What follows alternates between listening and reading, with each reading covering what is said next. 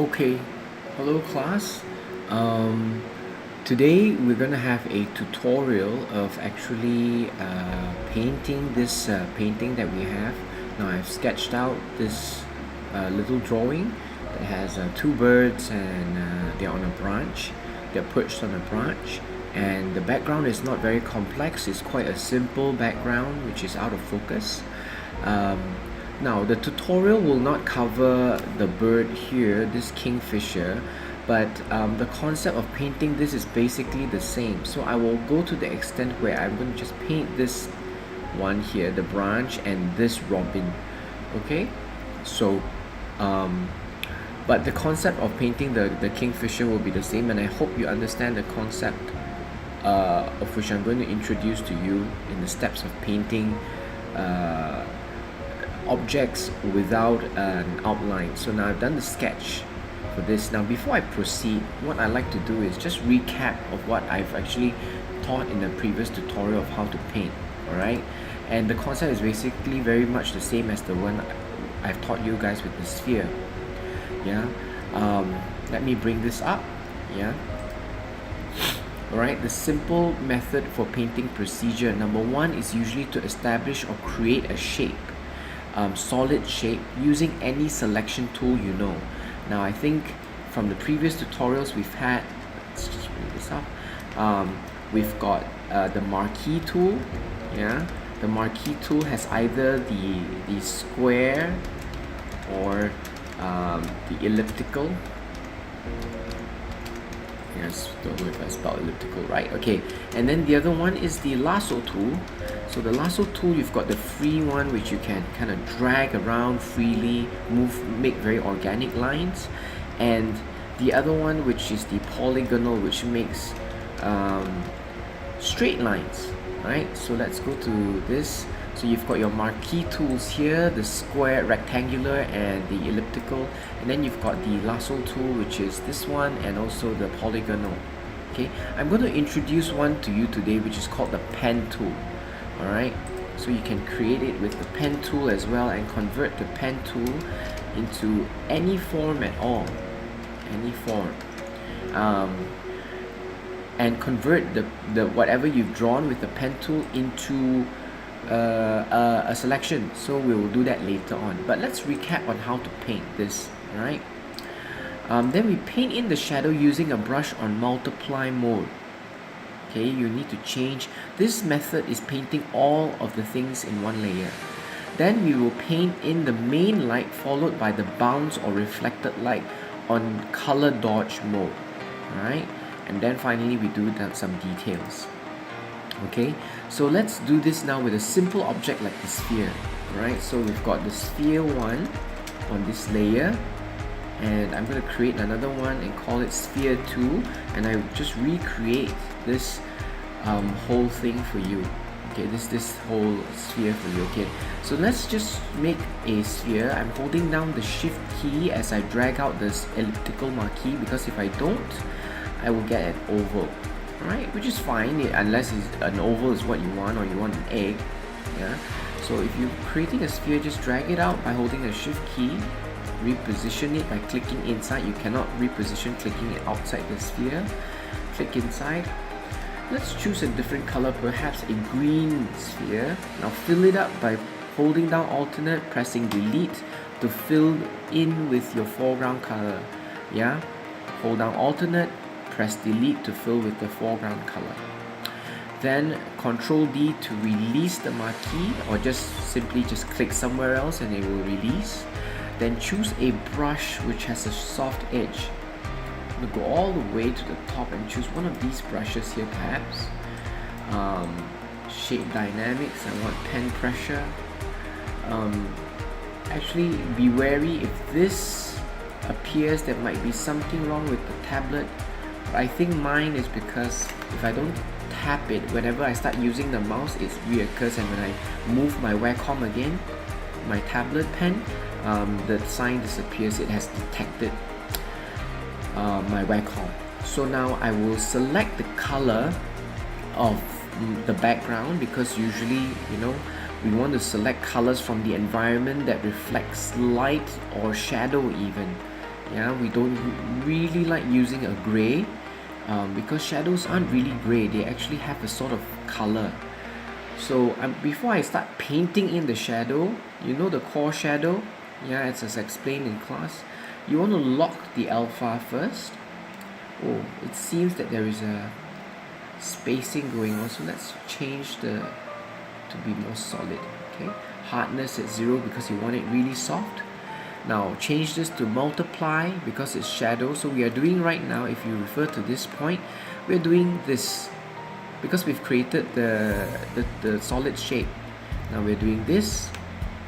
So multiply, let's choose the purple here, and then just slowly brush. Okay, it's probably a bit too much.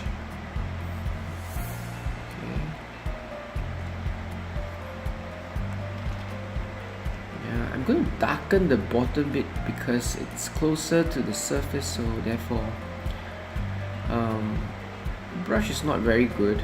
It seems that it's not as smooth as I want it to be, but basically I'm trying to create a core shadow here. Now what has happened is I find that the sphere, there's a bit too much shadow that I've done. So what I'm going to do is, I find that there's still a spot of original color. I'm going to select that, change this back to normal, and just dab lightly to restore the original color because you want a spherical form, right? Now I'm quite satisfied with the shadow already. I'm going to go to color dodge to create the main light. I'm going to select the light blue, maybe lighten it a little bit more, and make my brush smaller and dab this area here to create the main light. So this sphere does not seem to be a very smooth sphere. It's quite diffuse, the reflection. Okay, because as you know, a more reflective an object, the shinier an object, it means that the more sharp the highlight, the shinier the object.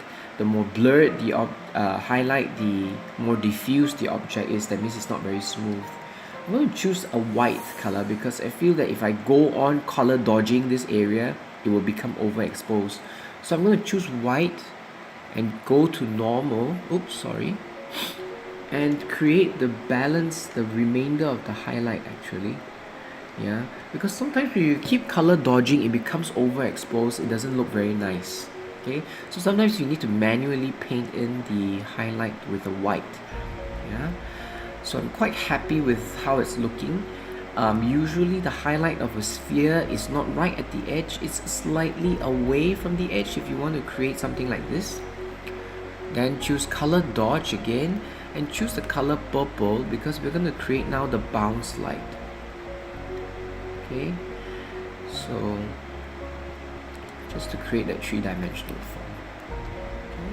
So now there you have it. You probably touch up a bit more, just multiply and touch up the bottom bit a little bit more. Okay, oh, it's a bit too much, too harsh shadow. You want it to be as smooth as possible. Yeah. Okay. So the concept that I'm painting every object in this tutorial is about the same. It's the same as what we've done here with the two spheres. Okay? Now, I'm going to just move on to this painting, this sketch that I have. I traditionally like to start with a sketch. Doesn't need to be very neat. As you can see, I can still see some lines. Unless you want to keep the lines, then probably I suggest you refine the lines, make it a bit neater. But if not, this will do as a guideline. So the sketch layer is very important to lock this because you don't want, you're not really using it at the end. Yeah, so neither do you want to start painting on it. So change this to multiply mode first so that you can see through your painting. Alright, lock this. Now in your background layer, that's where you want to create a background for this. Now how do we create a background? Now when we look at the photos that I've taken off the internet, you notice that when we photograph birds, the photographers tend to like to photograph them with a blurred background so that there is all the focus of detail on the birds. Yeah, all the feathers, the textures. The blurred background in these photographs tend to bring out the animal a lot better. And let's look at the robin, the same as well. Yeah, it's that blurred background. Now we want to recreate that kind of blurred background that we see in these photographs, okay? And we want a green background, okay? So let's choose a green and fill it up with a green. Now we're going to do it with a gradient first. A gradient tool is here, this square box here. A gradient basically means a gradual change of one color to another, okay? You've got some presets here which shows that obviously you don't need just two colors, you can even add colors. How do you add colors on a gradient? You approach this colored bar here with your cursor. You see the hand approaching, you can tap and another color will come out. How do you change the color? By double tapping on the square, and this will appear and you can select your color, okay? But I really do want only two colors. One which is a dark green, so I'm going to double tap, choose a dark sort of green, and I hope that through this tutorial you try and choose the same colors I'm using so that you avoid any confusion that might occur, like discrepancy of colors and all that. Okay, so I'm going to choose a light green on one side, a yellowish green, because the sun is coming from one side. So I'm quite happy with this gradient. Now how do I apply a gradient? I just simply drag from one end to another. Yeah. Now I want it to have more dark area than light, so I'm just going to start from the middle of the artwork and try it again. I think I'm quite happy with this. Yeah. So it's basically you can go as much time as you like until you get the amount you want. Okay. So obviously if you go a very short distance, the gradient will be harsher because it means that you're going to start with dark green here and end with light green here. If you want to spread it across a longer area, it's smoother, right? Okay, now in order to get that kind of a bokeh out of focus effect, we want to choose different colors, add different colors here. So how do I start off? I hold down my alternate key, select a green, and then probably go to the color palette and readjust so that I get a different green, increase my brush size, because you see the blotches of colors are quite big, right? They're like big blotches of colors and you want to do that. So 15%, probably 20. So you want to do one here, a bit there, down here.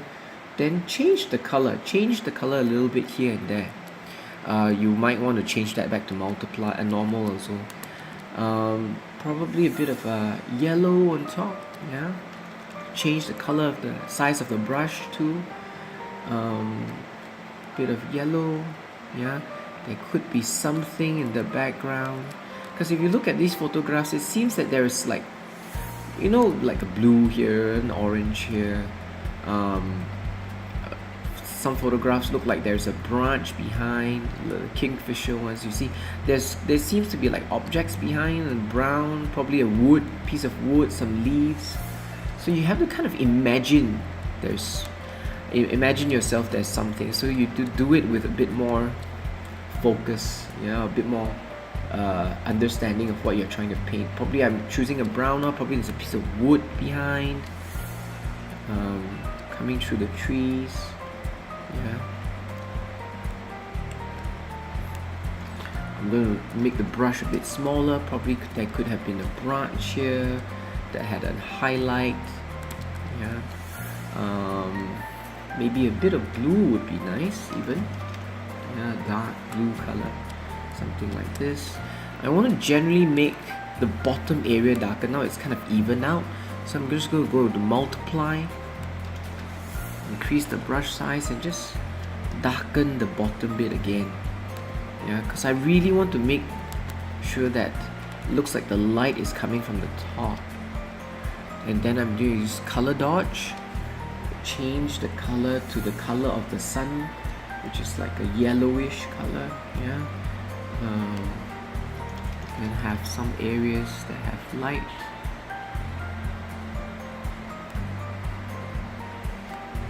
Okay, so I'm quite happy with what I have already, and that will be my background. So I'm done with the background. Very simple.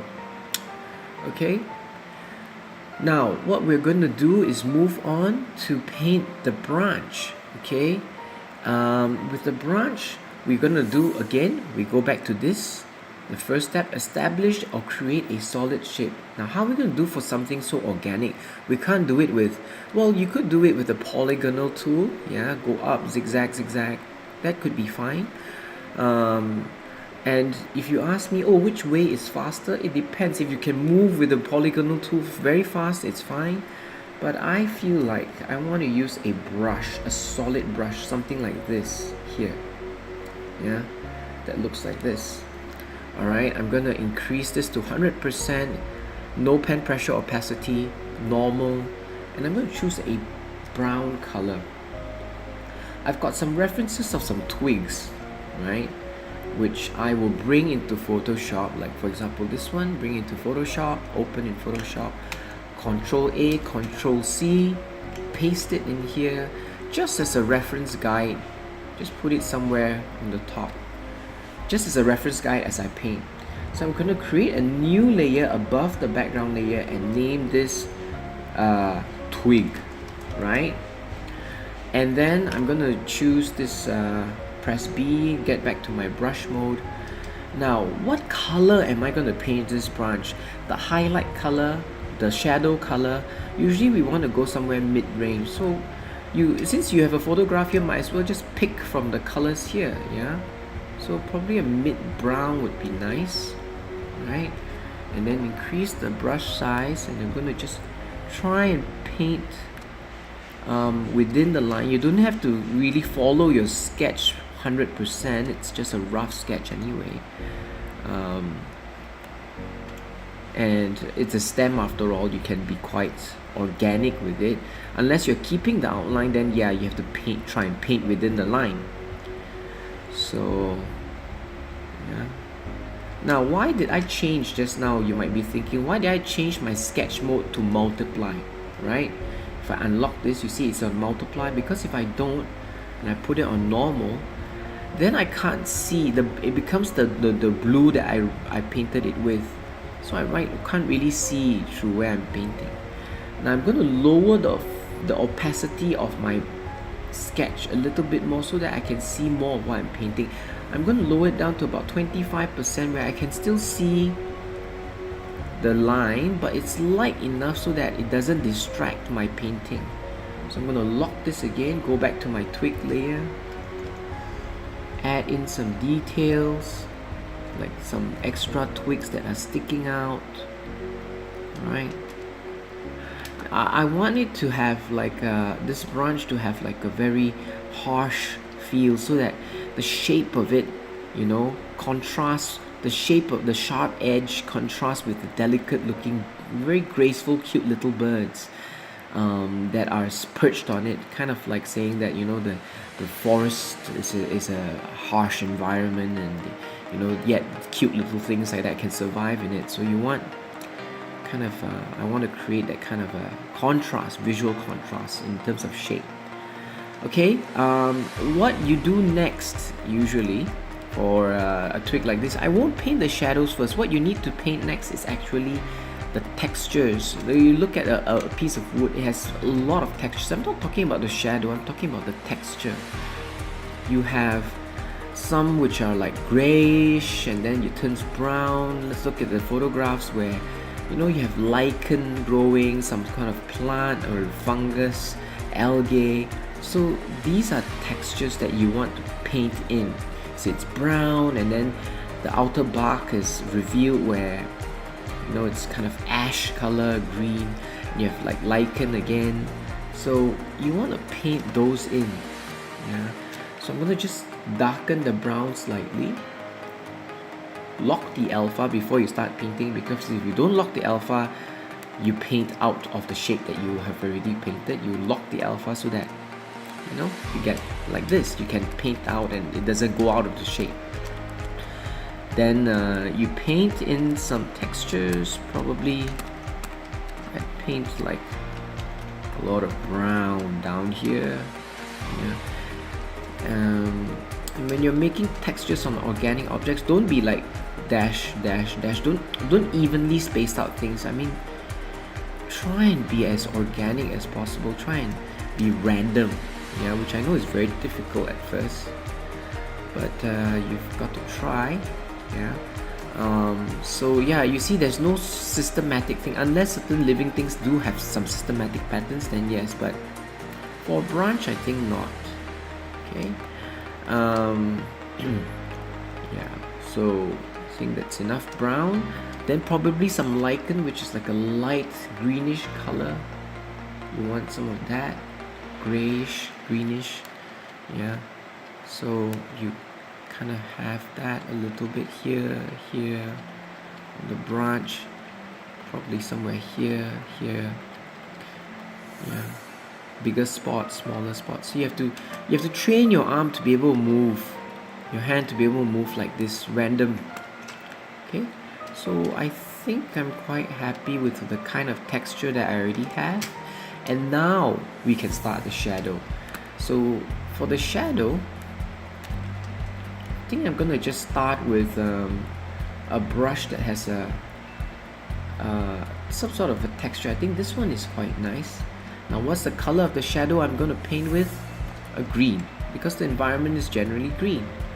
So I'm going to go to change it to multiply, lower the opacity because I don't want a too harsh of a shadow at the beginning. Now before I begin, let's break down this brush and try to figure out where the shadow goes, where the bounce light is, where is the main light. Okay, so generally you start by thinking about where the highlights would be. The highlights I'm going to now paint with orange color. Alright, let's use a solid brush for this. I created a new layer just to demo to you, you don't need to do it. But let's say the main light is coming from here. So on the twig, I think the highlight would be very strong here. It faces this area, and then probably this branch won't get as much unless it kind of bends forward. Then you've got some highlight here, and then this one faces backwards, again highlight, and then we'll highlight again. This would catch a little bit, and then a little bit more here and here. So these are the highlight areas which I think will catch the main light, right? Then the bounce light, which I will mark now with a green color because I'm going to use a green, might come off on this side, maybe on the bottom.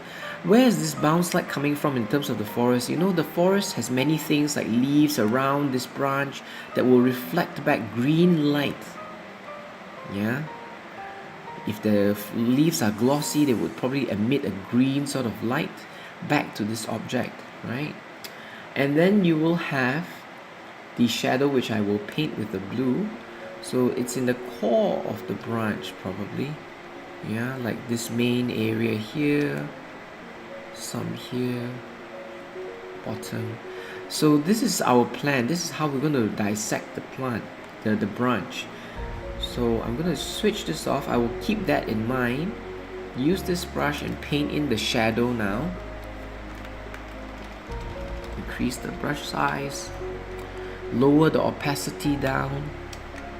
To even lower actually. Okay, and then start painting in the shadow. Starting from the bottom up, sweeping upwards because the bottom will be darker, so you want to sweep upwards and slowly, gradually let go of your icon so that it can build up shadow, right? It's okay if you're painting towards the edge because the color dodge will actually lighten the area back up, right? But try and keep it within the area, the core of the branch, right? Okay, move up, make your brush smaller as you move up the branch. Yeah, already you can see that the branch is beginning to take form, right? Okay. Okay, I think it's quite enough. You don't want to darken it so much till it burns and you lose the nice texture that you've created. Okay, now what we're going to do next is the highlight. So the highlight I will create with the lime green, Or if you know the color of the light that you want, choose a light yellow perhaps. Change this to color dodge, and then in the top area, maybe you can increase the opacity a little bit more. Yeah. Sometimes when you're painting, once in a while you can switch off the sketch actually. Just switch off the eye so that you can see what you're painting more clearly. Yeah.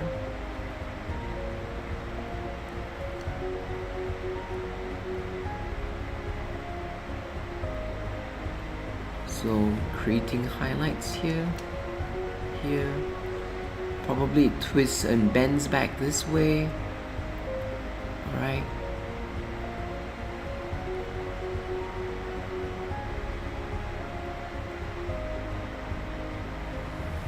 And it's up to you to create highlights wherever, but I mean, be selective. Don't just create it systematically. Like if you do a highlight here and then you space it out further, and you do another highlight here, it will look too systematic. You want it to be quite organic still. Okay, probably a bit of light here. That should be it. All right. And then now for the bounce light. So the bounce light, you can just pick a green from the environment and then paint the side. Oops, sorry. Underneath. And I think we're quite done. So yeah, there you have it.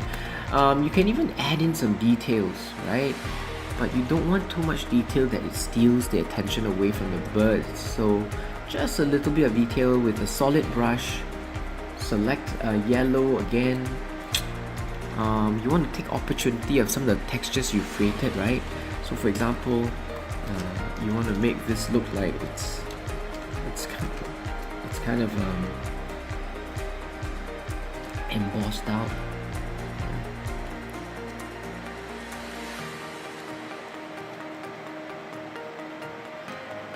So I'm just retracing some parts so you can create that kind of texture.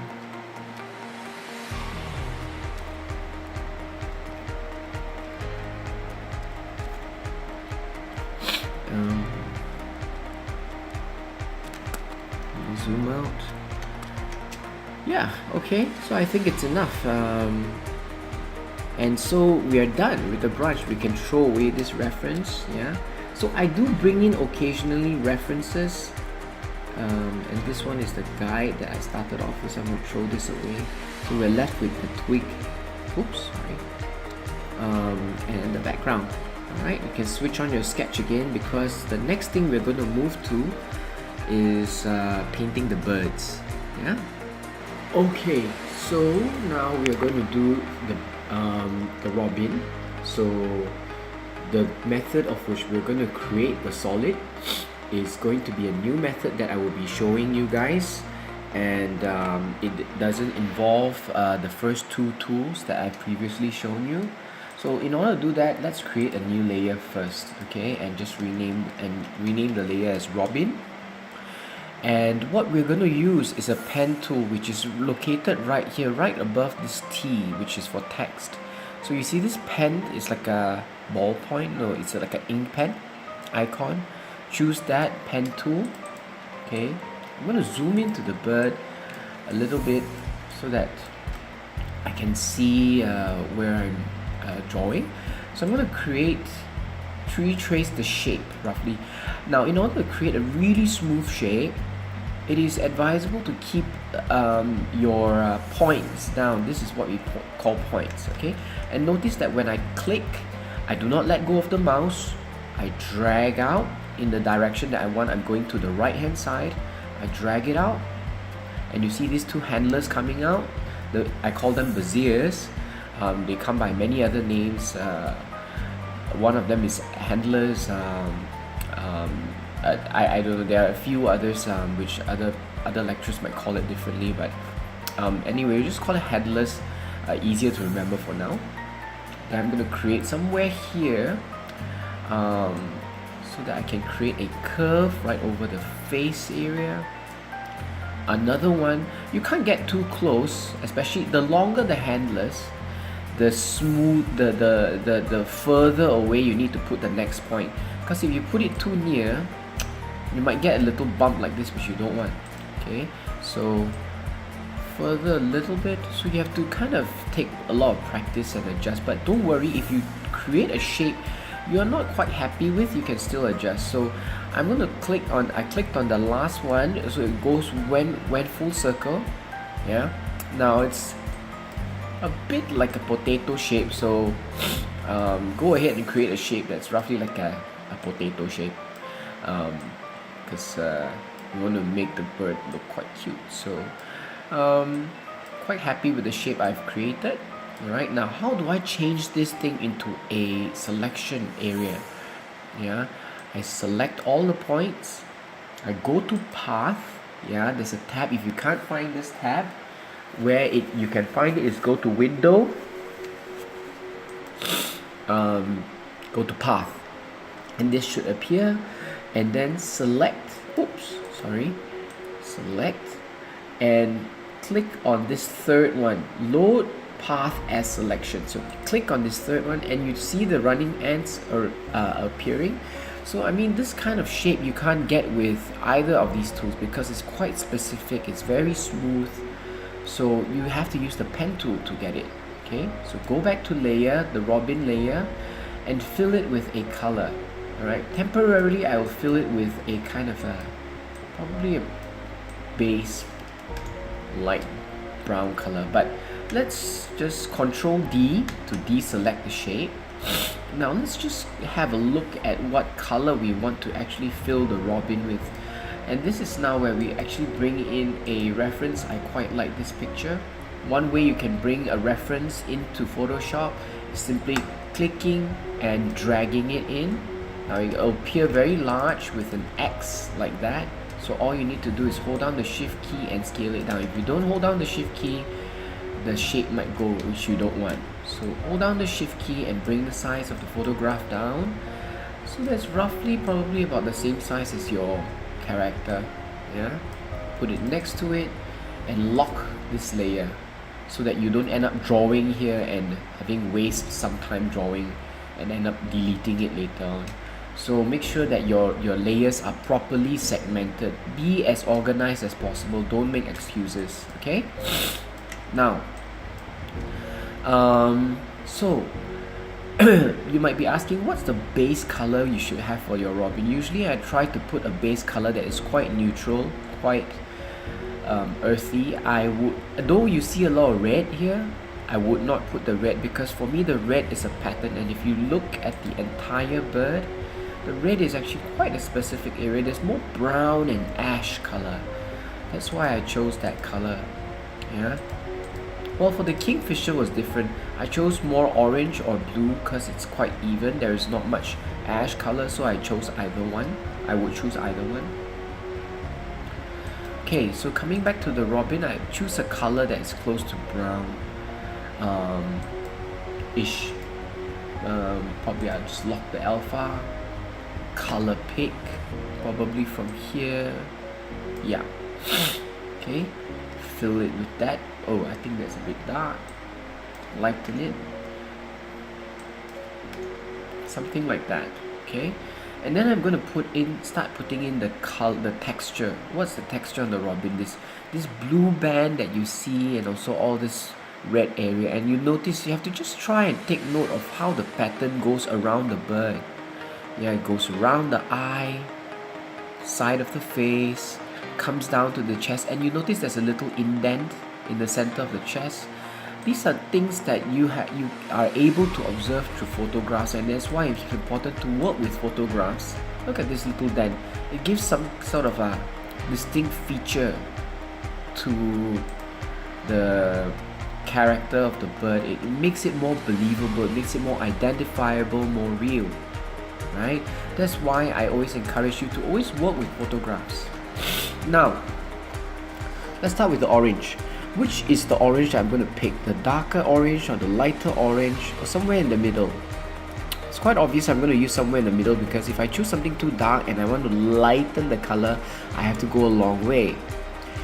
If I chose the mid-orange, then I can go lighter or darker without much effort lah. Okay, so I'm going to choose a brush that has already a little bit of texture, because you know the feather already has texture.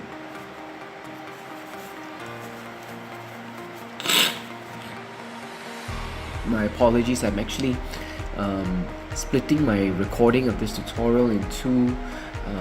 So one was yesterday morning and this morning, and I have a little bit of a runny nose, so okay, change it to normal. Okay, make sure it's not on color dodge. Oops, sorry. So I noticed the texture. Let me put to full. It goes around the eye area and the sides, yeah. You can even outline the area that you might want to paint, so that you can paint in the color in the center.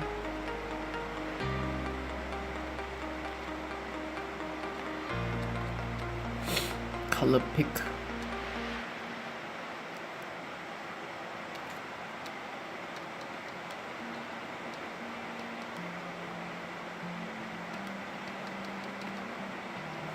Okay, so there's some white going on, and this blue, it looks blue, but it's actually grayish. So, but I really want the blue to come out, so I may cheat a little bit, alter the color here on my palette, and but I always go here to pick the color first, so that if I were to cheat in any sense, I know how much I'm cheating. Like here, I'm actually bumping it up to a blue, yeah, so that it's not too different. Yeah, if you start changing all over the place, then you will probably realize that the color may not be very accurate. Okay, so okay, I think the blue doesn't go all the way back. Yes, the different degrees of it. Yeah, it's just a fringe over the cap, so maybe I have to replace it back. Alright, so yeah, this kind of little details you should need to observe, because it makes your painting all the more believable. Yeah, it makes it more like a Robin. So in case some Robin experts kind of happen to see your, not that there are a lot, but I mean there are people who actually would have a view of your work, they might really appreciate it. So sometimes you may be making your art just for that one small group of people, but if they are able to appreciate the experts of this animal that you're painting, then I think you have done a really, really good job.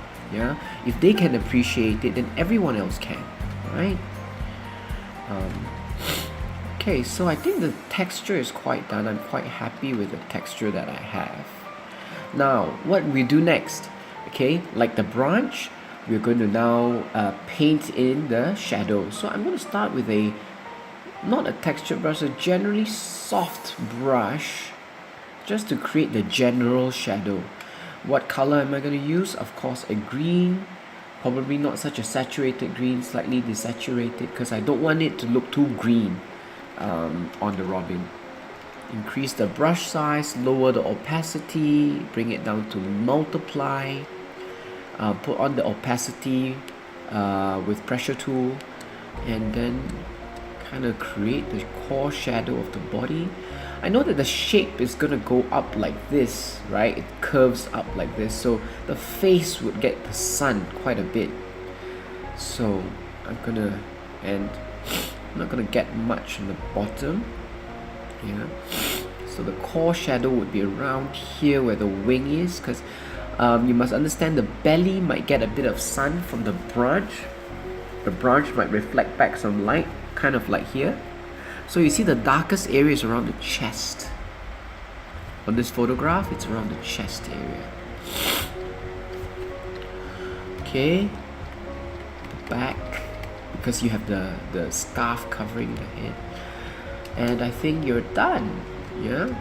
Now, I'm gonna just add in some features on the face. I want some puffy cheeks. So if they're gonna bulge here and here, these two, I'm just gonna imagine two little bulges here. I'm thinking that maybe I'm gonna add a little bit of a cheek here, a little bit of a cheek here. And if I'm gonna indent the eyes in, I'm gonna have some shadow over there, over there, and underneath the beak, right? Actually, it's in the wrong direction, the shadow. If the beak is coming out here, light here, it will cast the shadow here, I think. Yeah. Oops, a bit too long. Alright.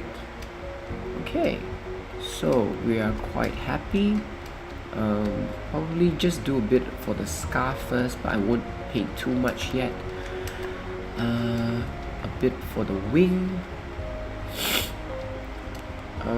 I think we're okay. We're done with the shadow. Now, let's move on to creating the highlights. Yeah. I'm gonna start using a color dodge, right?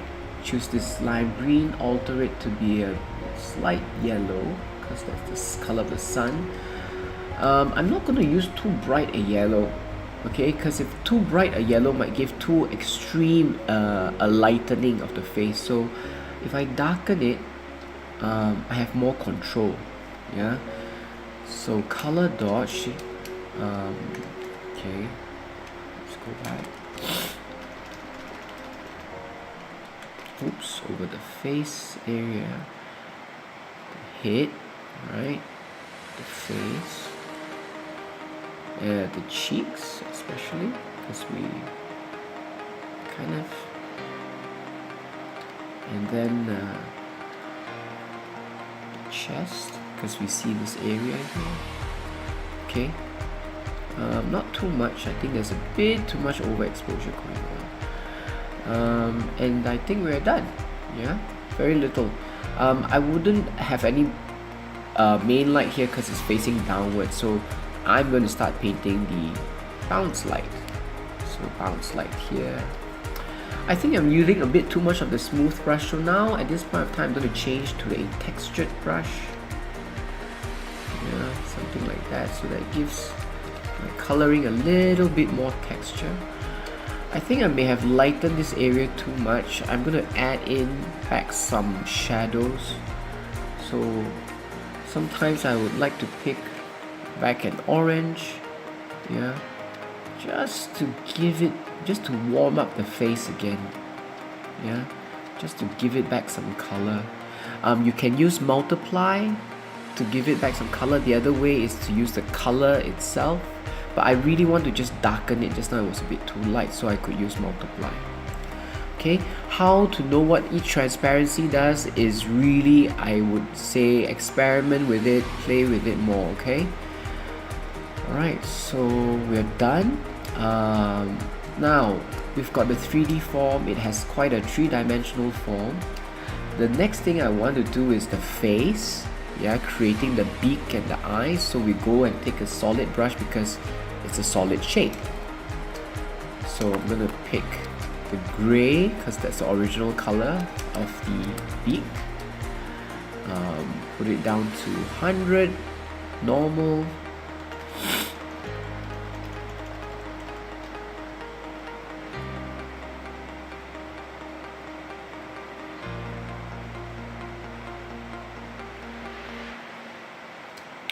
And so I've done the beak, maybe the eyes now.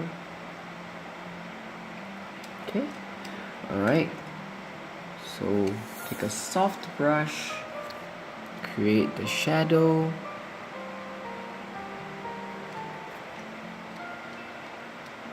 Oops, I did not lock the alpha for the eye when I started painting it. Lock.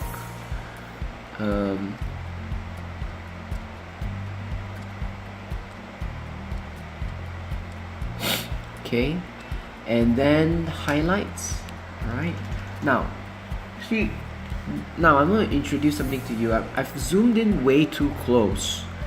And I don't know what it looks like on the overall. Every time you're doing a painting like this, it's always important to see how it looks like overall, okay? Because you could be painting a lot of details and not know what is happening, and if your details even matter on the big screen. Alright, so it's important to do this. Go to Window, Arrange, New Window for Robin Tutorial. Now take this out. So now you in Photoshop you have two windows called Robin Tutorial. Take this out, or we scale it down, and look at what you are painting as well here. Because if you're making details that you can't even see on this, then it's no point. You're wasting your time. Okay, you could have spent half an hour painting the beak, but the beak is like a smidgen, a small part of this whole bird, which was already a small thing on this whole painting, right? So if that doesn't really come out, then you're wasting your time. So always have this window to check yourself.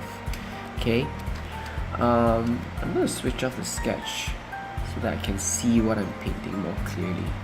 Alright, so I'm going to change this to color dodge. I'm going to create highlights, right? So we'll create the main highlight here on the eye. Okay, so you see it has just come up here, the white, the highlight. Okay, here as well. I don't think I'll be able to see as much of it at the bottom. Yeah, so you see this little thing, it looks nice here, but it barely shows up here. Maybe around here. Well, you could see a little bit of it, so maybe it's alright. And then lower it down for the top part of the beak. Yeah, it seems more shiny at the tip based on the photograph. Yeah, I think, yeah, I'm quite fine with the features now. It seems that I need to, because it looks like the features are sticking out from the body in the sense that it's not blending very well. So what I'm going to do is go back to the Robin layer. I'm going to increase more of the shadow.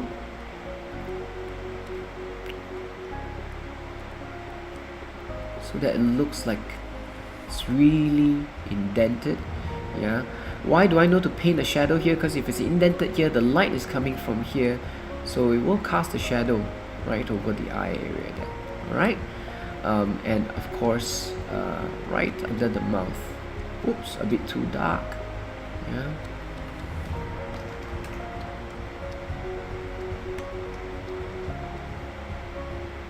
Oops.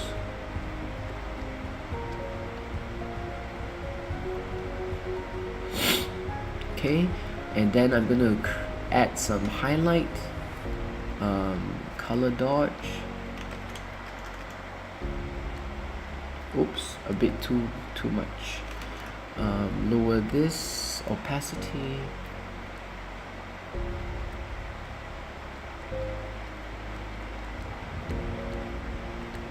Okay, so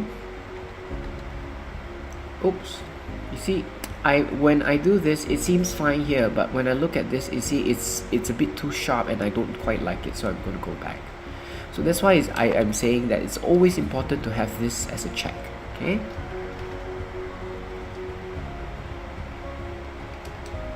Alright. We're done. Alright, so the next thing we're going to do is add in some details, the final bit. Right, now the details I'm going to do is the little things that look like feathers. Yeah.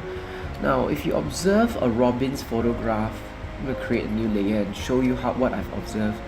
It's the way the feathers are laid out. See, if you don't have a photograph and when you're painting without research and just out of memory, you will not be able to pick these things up. Notice how the feathers are laid out. See, there's this area here and it looks like it's coming from the face. It seems that the feathers are all radiating or emerging from the face. See the strokes of the feathers, right? Yeah, it's all coming from the face. In a way, the lines are leading it back to the face. So it's a very nice design, you know, nature offers. And the other thing is, observe how each feather kind of overlaps each other. If you look at the edges of the feather, the highlights, notice there's one here, one here, one here, almost as if they're like fish scales, right? So these are things that you can't get just out of memory and trying to paint out of memory. You have to look and analyze the photograph. That's what I'm telling you guys to always do. Look and analyze and observe, right? And you have to go up close, you have to download the image. You can't look at the image just online and just draw out of memory. You will not get that, right? So when you say you have done your research, I would want you to actually look at the photograph and actually go to this kind of level of detail. Now, let's go back to this robin and try and recreate that kind of pattern. Alright, I'm going to create use a solid brush, make it small because we're doing little details, color dodge with probably a yellow and see how it turns out. Oh, that's too much, probably because the opacity is too high. Little higher perhaps. So we want to make small little dashes that are random. You don't want to create dashes that are too regular. When I say regular, meaning 1, 2, 3, 4. Then this is too stylized. See, it doesn't look very nice compared to this one, right? Oops, let's go back. Okay, so you want it to be a little bit more random. So I'm trying to recreate that fish scale pattern where it kind of overlaps each other. Well, I shouldn't be painting so much here because actually the scarf is going to be covering it. I should be painting more down here below the scarf. Okay. The marks are not coming out as much as what I like, because my Wacom's tip is very loose. So it's a bit old. It's been with me for more than 8-10 years, I think. Yeah. So okay, so I've done that. Gets a little bit irregular at the bottom, I think. Yeah, so the top few you might find that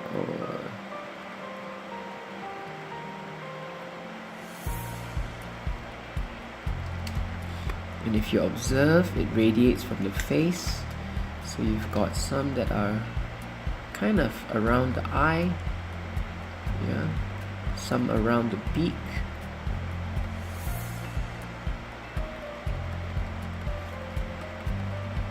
very lightly dabbing it. See, every time I paint something, I'll just check here if it looks okay.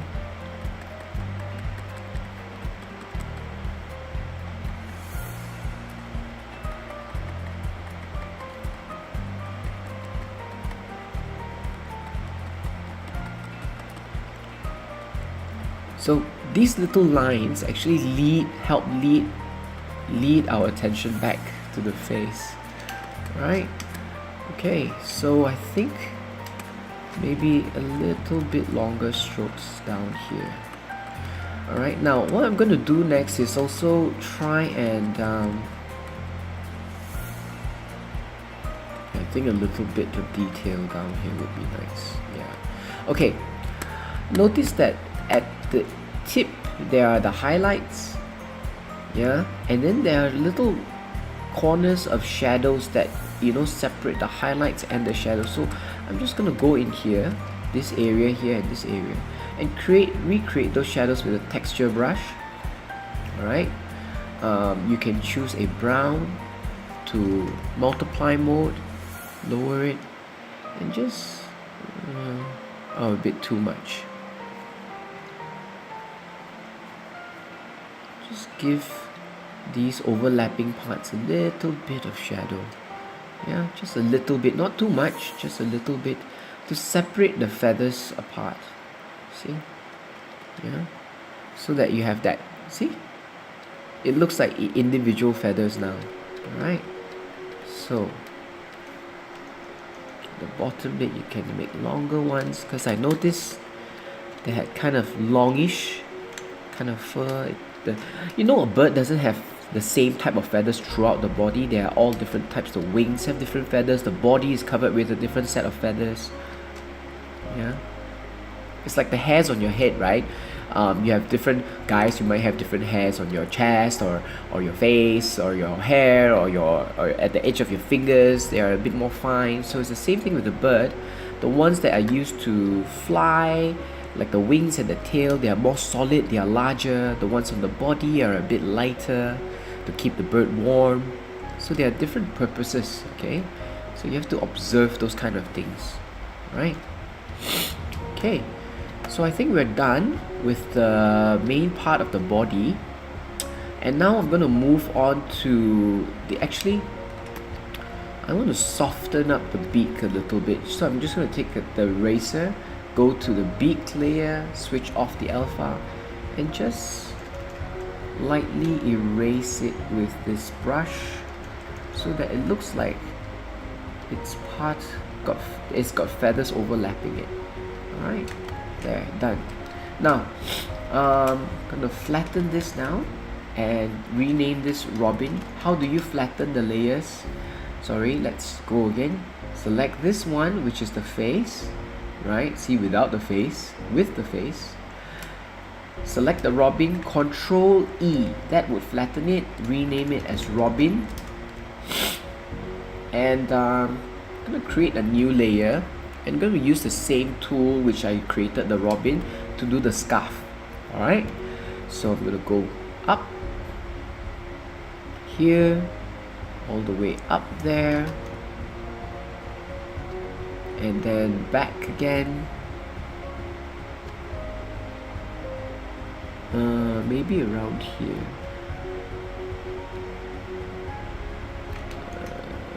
Here. Okay, then adjust it with the direct selection tool. Okay. Sorry if there are some tools that you weren't familiar with and I just picked it out. Probably it'd be a good idea to just rewind the video and check where I picked. I may have skipped it, I'm sorry. Yeah, but just rewind and see where I picked it out. I mean, whenever other artists do that, I just kind of rewind their tutorial and just have a look again, because sometimes they might assume that you already know because they have been painting for quite a while. So okay, I'm quite happy with the shape on this side. Now I'm going to go to this side to create the other side of the scarf. On the same layer, you do not need to create it on the new layer, because we are essentially drawing the front of the scarf.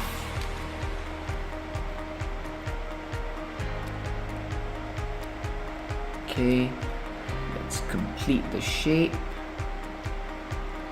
Okay, adjust it again.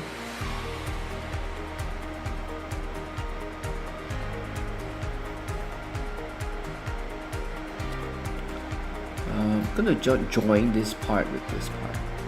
Try and seam it together. Okay. Right, this here. Okay. I'm gonna bring the scarf. Okay. Alright, so I'm quite happy with that. Gonna merge this area as well. Okay, so again, select everything. Go to path, third circle from the left. Click this one and you see it fills it up completely. Now the scarf color, I think a beige color would be nice. It's probably like, I want to envision it to be like an old piece of cloth, simple white piece of cloth that has aged. So I'm gonna fill it up with that color. Okay, Control D, check your work. Seems to leave a gap there where it overlaps, so you can paint that in. Oops, sorry, B. Normal, 100. Okay, just paint that back in, so you've got the front part of the scarf, right? Now the next portion that we're gonna do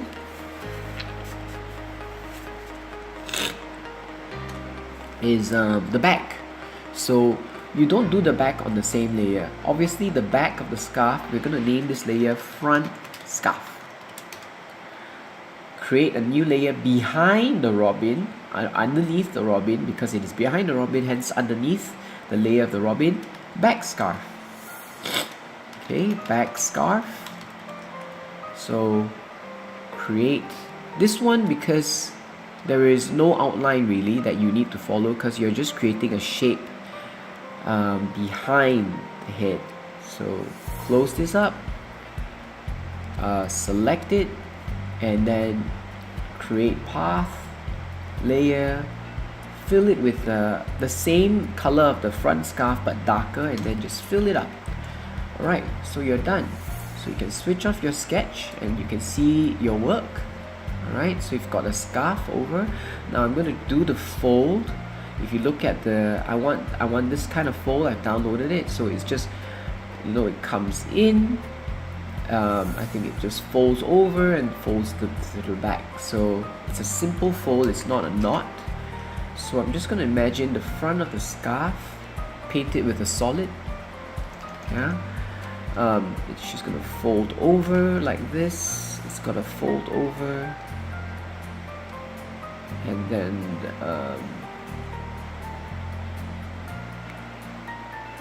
oops, okay, I think I have kind of changed the sketch a little bit, but it's okay, small detail, so you can just play by ear. And then another one this side, so yeah, probably one longer than the other, just to give it some rhythm. Yeah, okay, use an E to clean it up, to erase the parts I don't want. Alright, yeah, so like some wind kind of going there. And then I'm going to create the lace pattern which I found on this scarf. So I noticed a kind of like an overlapping pattern. I'm not going to do that much of detail. I'm just going to do a simple one. So basically the shape of the overlapping lace inspired me to do something like this. Yeah, so as it comes round, of course, the lace, it's narrower here. Oops, sorry. And it should increase in size as it comes round to the front. Yeah, so you have to be very conscious of that kind of form, right? So this part as well gets narrower quickly. Same thing, so tip to tip, tip to tip as well.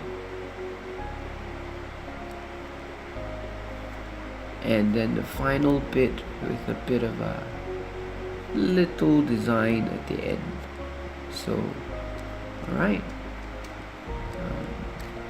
here as well.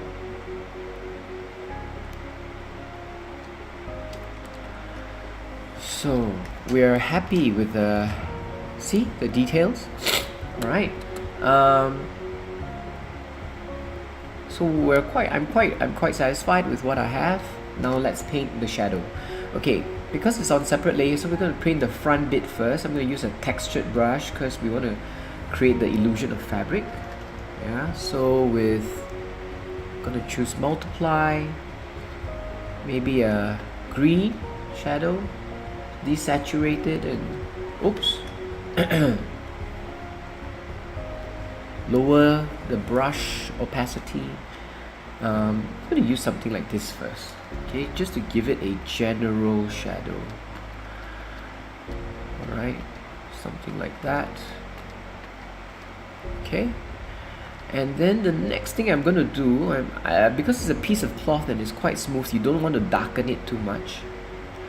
I'm going to use a brush like this to create the folds, because there are folds here that I've not painted yet. I'm going to use the shadow to mark them out.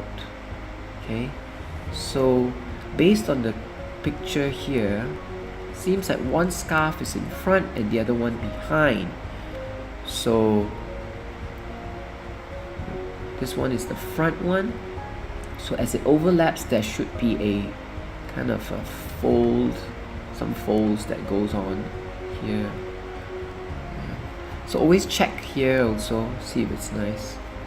Okay, got a fold on this side, so this is the one that overlaps and this is the one behind.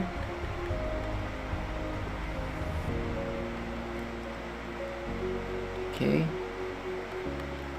So you see, I'm using shadow to create the form of this scarf. Yeah. Sometimes you use a hard brush to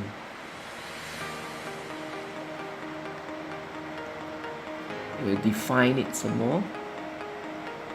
Okay. Okay.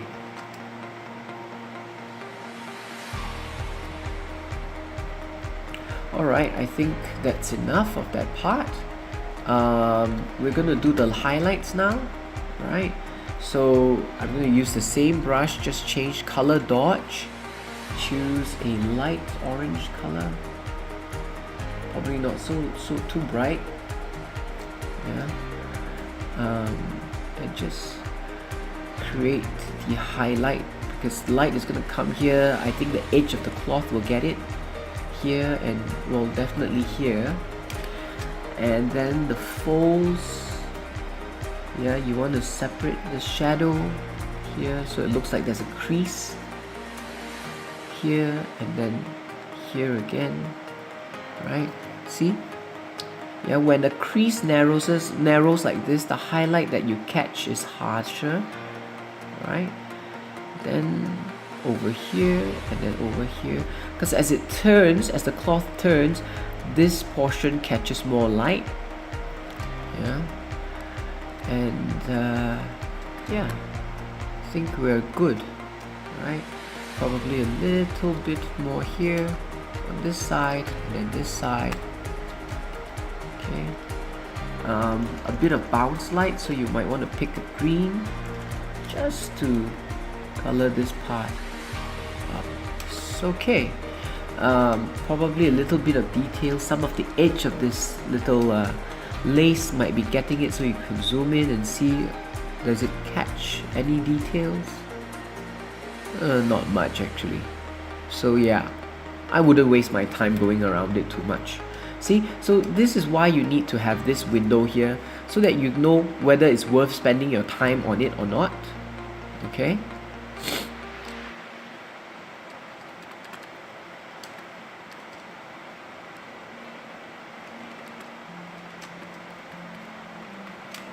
Alright, so now for the back of the scarf, go to the back layer, paint in the shadow, right?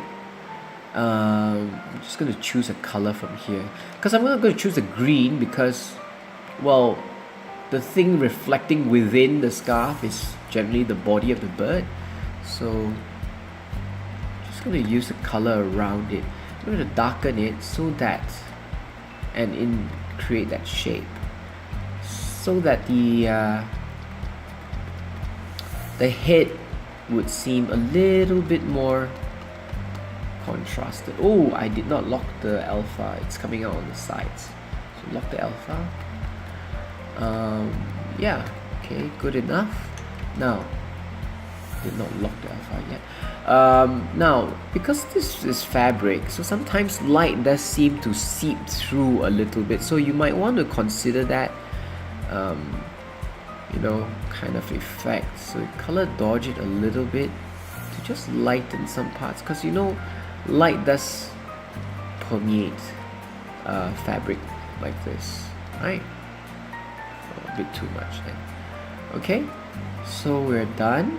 I think we're good enough. I think I want to go back and put some shadow in, multiply, because I really want to create a shadow behind to isolate the head, to make sure the head is defined out. Okay, so we're good. I'm quite done with the scarf now. Finally, let's do the legs. Let's add in the legs. I'm going to create a new layer, above the robin, because I'm going to put the legs here. Just check, pick a color from the robin's legs. It's a pink. I'm going to keep the legs really simple, like I'm not going to spend much time on it because it's so teensy. So it's a solid brush that I'm creating it with. just mark out leg here, comes up to the front. It has one long claw, two short claws. Another side probably comes down here behind the branch and have the talons come over. That's it. I think we're good. Alright, now in order to make the legs seem to blend into the feathers, I'm going to use a brush, a eraser tool, and just kind of use this to give it the illusion that's kind of seeping out from the feathers. Yeah, and then I'm going to lock the alpha for the legs, add the shadow with this brush as well. I like that brush a lot. And then just on multiply mode, sorry. Yeah. Just oops. It's erasing. Make the brush a bit smaller because we're painting small little talons. They're not called toes, they are called talons because, well, they're claws like that. So okay, I think it's good. Maybe add a little bit of highlight because you can see from the photograph there are highlights. So color dodge, pick a light color. I just picked a green. Sometimes I get a little bit lazy when, you know, you're painting something so small. Instead of going all the way to the palette, I just kind of hold down my alternate and pick the nearest light color. So you do tend to do that, and it's okay. It's perfectly okay. You look at the result, it's like, oh, you can see now the toes. Yeah, probably a bit of the leg, and you're done. And the final touch is the feathers and the tail. We're not going to. I don't want to spend too much time on it because I like the shape already. So those for me, the tail and the wings are just going to be supplementary. So I'm going to just pick the brown off the tail, go to the back of the robin, and add feathers, wings if you want to call it. Just kind of go with a solid brush. Go like, make sure it's at 100, maybe a bit of opacity, normal. Yeah, like that. Okay. And then go to the front of the robin. Oops, don't forget to name this layer. Well, you can use this legs and wings, right? Unlock the alpha. Just create some wings that come out this side. Oops, okay. It seems that I can't paint on this layer because it looks weird. It needs to look behind, so I'm going to go back to this feathers one and create it there, and we're done. Well, you could add in some details by going back into this and then, you know, locking the alpha, adding some shadow in. And because you know some feathers, they do allow light to go through it slightly, you can do this thing. So it's about how much detail you want to add in, but if you feel that you've got enough details on this bird itself, that should be enough. Alright, so that's about it. Okay, you can now delete your reference. You're quite done with it. Just one more last tip. Okay, if in case you do want to, you know, you don't want a solid shape like that for your bird. Oops. You want to give it a bit of feathers. One tip you can use is using the smudge tool, which is another new tool I'm introducing to you, the smudge tool here. I'm going to use the smudge tool with a hard brush on quite a reasonable strength, probably about above 50. I'm going to go to the robins layer and make it really small so that when I smudge it out, you get like this. So what smudge does is basically like when you're painting with crayons or color pencils, you use your finger, which is why it has this finger thing, icon, to smudge out the colors from the area.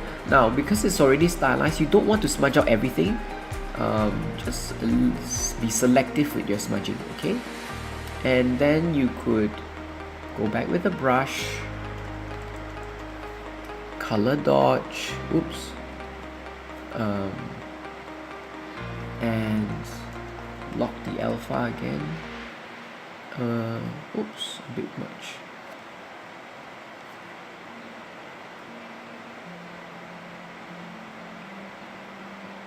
Alright, so you've got little frays of hair which makes it look cute.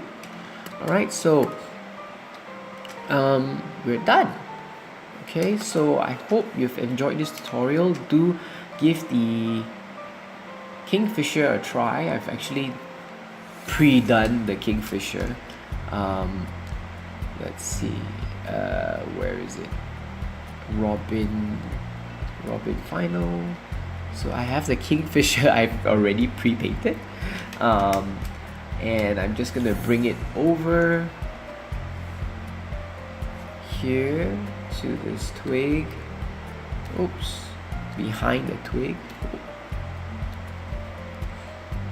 Okay, so yep.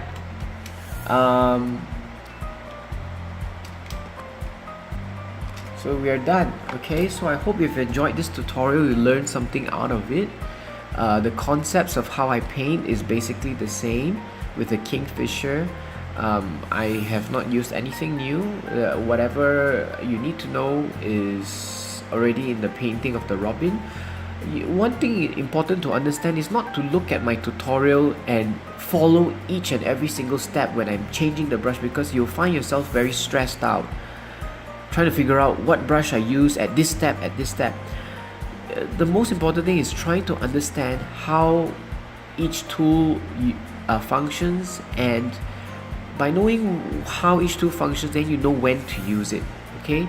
Rather than memorizing steps, learn and understand how the tool functions, and then you will know when to use it, because that makes it more fluid, okay?